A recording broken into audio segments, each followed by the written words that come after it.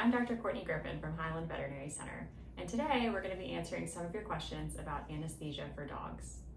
Dr. Griffin, is anesthesia safe for dogs? Anesthesia is generally very safe for dogs. We definitely take proper precautions prior to anesthetizing any patient, and that really includes a physical examination to listen to the heart and the lungs and to check for other underlying disease conditions, and also pre-surgical blood work, which helps us make sure that the organs are healthy enough to metabolize the anesthetic drugs.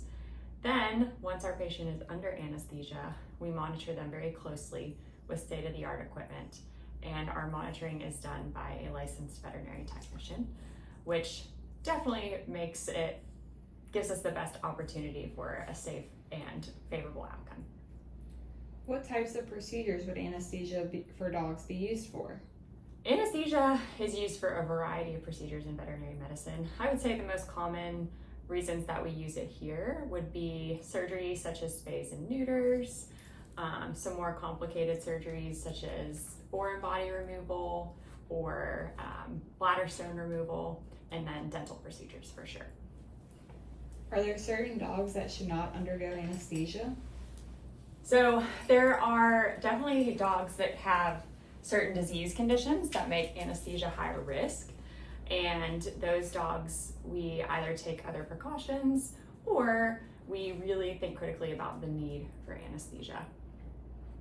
What are some possible complications of anesthesia that my dog could experience?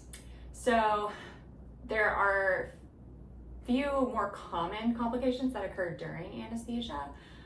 That could be a low heart rate or a high heart rate, a low blood pressure or a high blood pressure.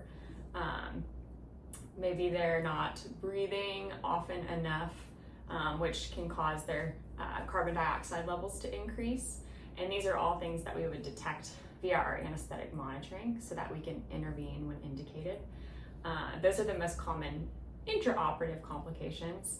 And then we can experience some of the same issues during anesthetic recovery, which is why monitoring our patients until they're fully awake and their vitals are normal is very important to us here.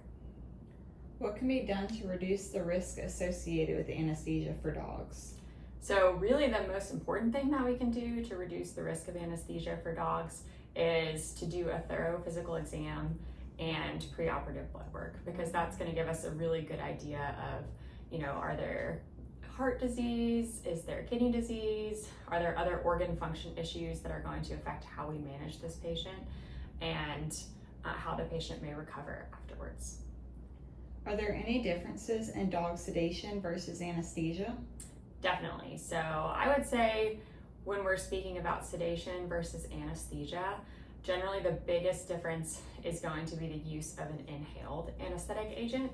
So sedation usually just means that the dog can be lightly or heavily sedated, but they are not intubated, which means they do not have an endotracheal tube that is in their airway, which delivers oxygen and inhaled anesthesia. So that's going to be a difference between sedation versus general anesthesia. And the need for either of those really depends on the type of procedure that we're performing, as well as the patient's demeanor and age and other pre-existing conditions. How do you monitor a dog under anesthesia? So definitely the best way to monitor a patient under anesthesia is using a stethoscope and listening to the heart and listening to the lungs, and then using that in correlation with the vital parameters that we're obtaining via our anesthetic monitoring equipment.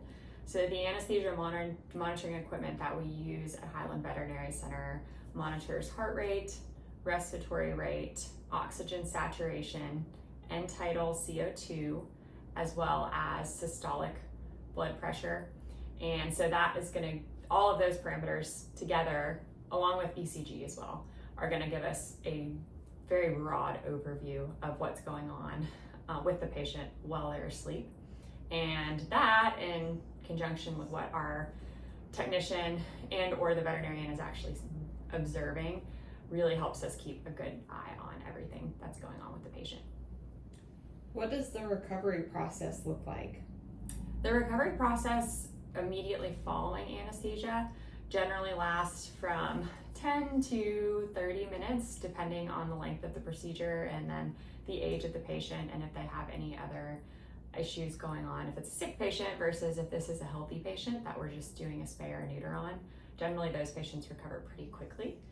Usually by the time we send them home, they act like they've not had anesthesia, which can be a little tough on the owners since they're supposed to be resting.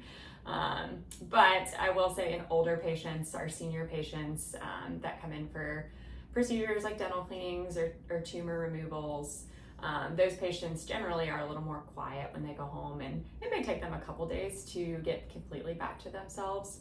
So that varies a little bit depending on the patient. If my dog is acting weird after anesthesia, what should I do? If your dog's ever acting weird after anesthesia or not recovering as quickly as you would expect them to, we always encourage you to reach out and ask. As I mentioned before, every patient's a little different, and uncommonly we can see different reactions to certain anesthetic drugs as well. So if you're ever worried or confused after your pet's had anesthesia, I would definitely encourage you to reach out to your veterinary team so that we can get some more clarification about what's going on. You can also utilize emergency clinics as well after hours if your veterinarian's office is closed. Here in Chattanooga, we're lucky to have 3 24-hour emergency referral facilities, and they're really good about just taking phone calls as well and fielding questions about whether or not this is something that you should be really concerned about, or if it's okay to wait and talk to your regular veterinarian in the morning. Can anesthesia affect my dog's long-term health? I would say not typically.